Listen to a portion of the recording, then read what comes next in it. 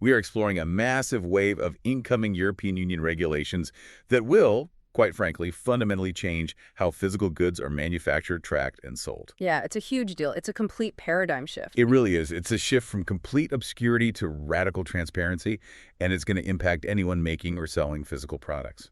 Now, before we jump in, I do want to give a quick shout out to our presenter today, PassportCraft. Great platform. Yeah, there are software platforms specifically designed to help small and mid-sized brands easily create EU digital product passports. So if you're sitting there wondering what a digital product passport actually is, here is the clear 30-second plain language definition.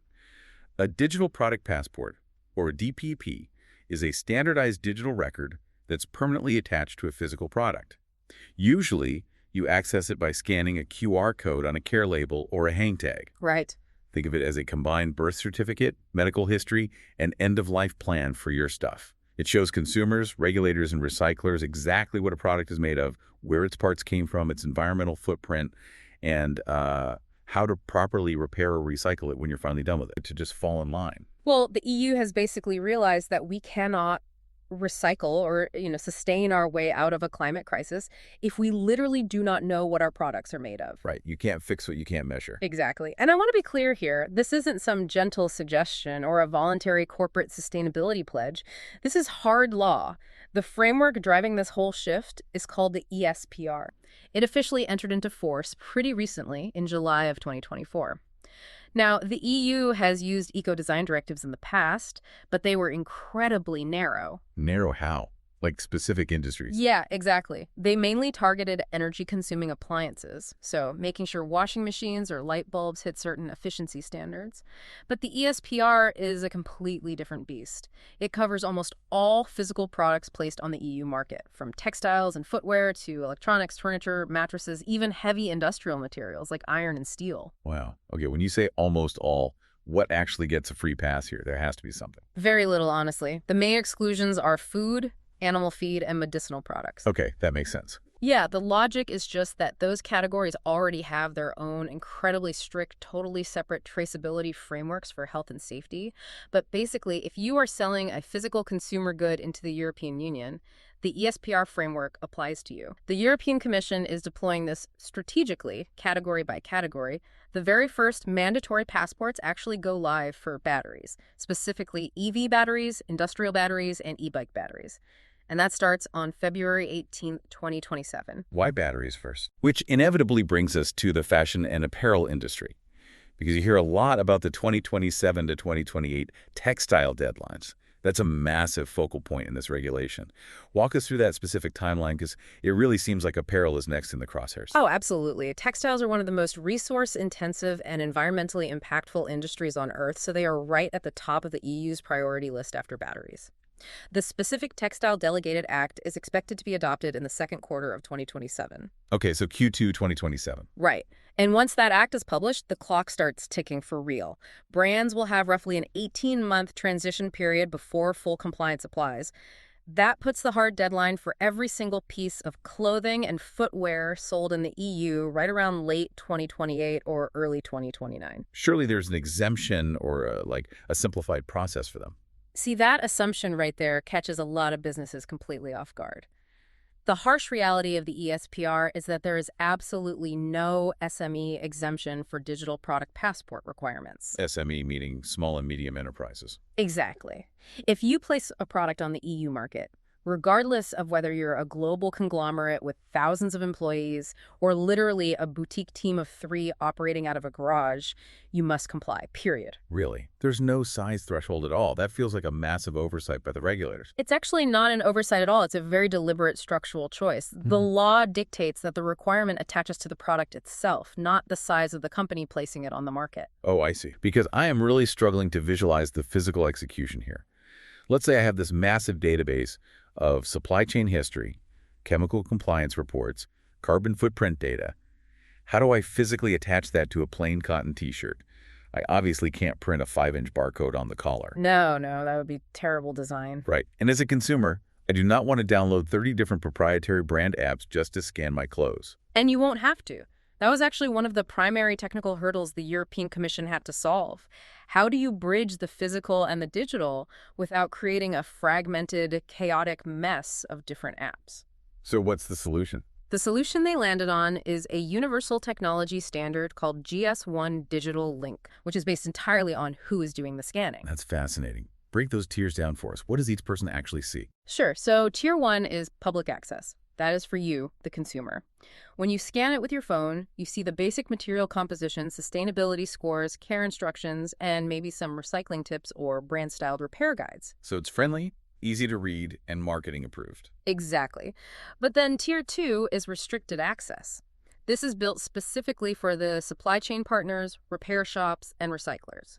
When they authenticate their professional credentials and scan that same code, they completely bypass the consumer marketing. What do they see instead? They see highly detailed chemical composition, full disassembly guides, and specific supplier batch data. Basically, all the technical information they need to safely strip a garment down and recycle its fibers. Wow. And the third tier? Tier 3 is regulatory access. This is exclusively for market surveillance authorities and customs officials. When they scan the code, they see the complete unfiltered data set. This includes proprietary manufacturing data, full audit trails, and technical compliance documentation. The real bottleneck is acquiring the data that feeds into the code. And this is where things get really difficult for brands. The most startling reality of this regulation is that 60 to 80% of the required DPP data does not actually come from the brand itself. Where does it come from? It comes from Tier 2 and beyond suppliers. Okay, let's define the tier so we're all on the same page. Tier 1 would be the factory that actually sews the t-shirt together. Right. You, as the brand, have a direct financial relationship with Tier 1. You email them, you send them purchase orders, you pay them directly. You know exactly who they are. But Tier 2 is the fabric mill that wove the cotton. Tier 3 is the yarn spinner who created the thread. Tier 4 is the agricultural farm that grew the cotton. Okay, and I'm guessing brands don't talk to Tier 4 very often. Or Tier 2, honestly. Right now, fewer than 20% of fashion brands can successfully trace their supply chain beyond their direct Tier 1 suppliers. That is wild. You're asking a small brand to provide verified data from a fabric dyeing facility in another country that they have never directly spoken to and probably didn't even know the name of yesterday. No, and that is a massive misconception. The biggest cost driver is absolutely not the software platform. SaaS tools for small brands are actually quite affordable, usually between 50 and 300 euros a month. Okay, so where is the money going? The massive cost in year 1 is human labor.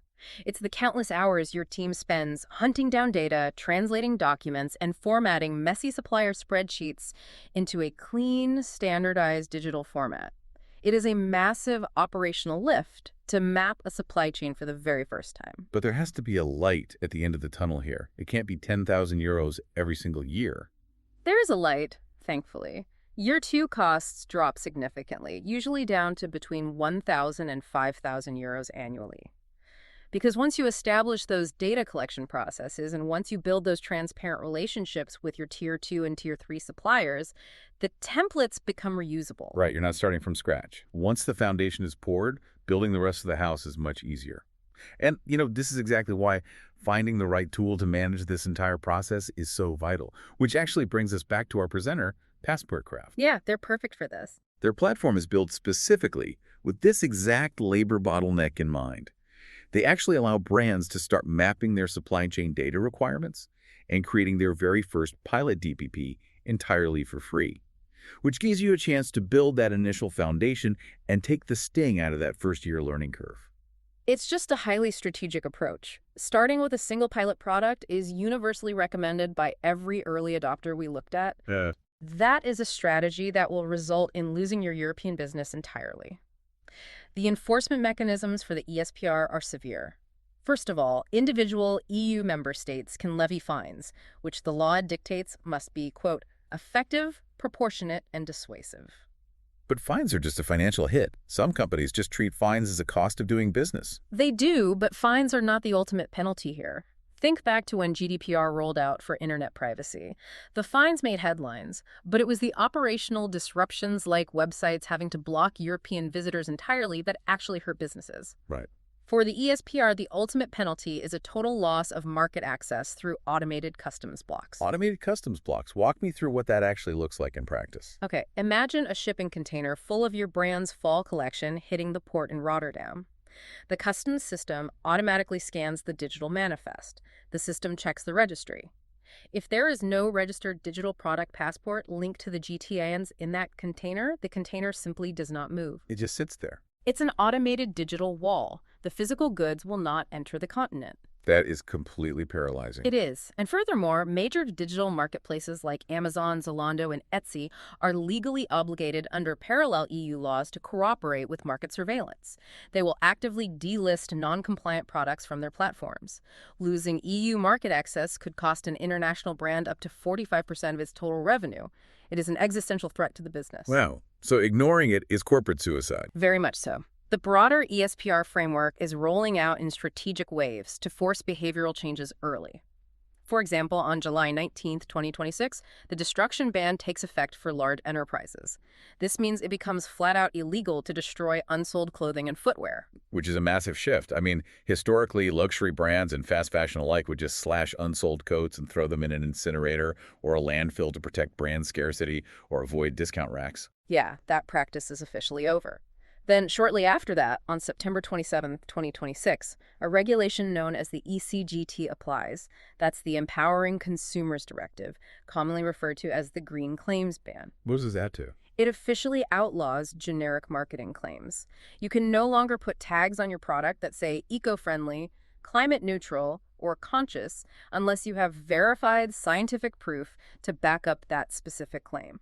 So the days of just slapping a generic green leaf logo on a tag and calling it sustainable are dead. Dead and buried. And this ties directly back to our main topic. How do you prove your product is sustainable under the new Green Claims Ban? You use the exact same verified supply chain data you are collecting for your digital product passport. So it's a 2-for-1. We have talked a lot about the costs and the penalties, but let's talk about the actual financial upside. Let's unpack the Textile EPR coming in 2028. Extended producer responsibility.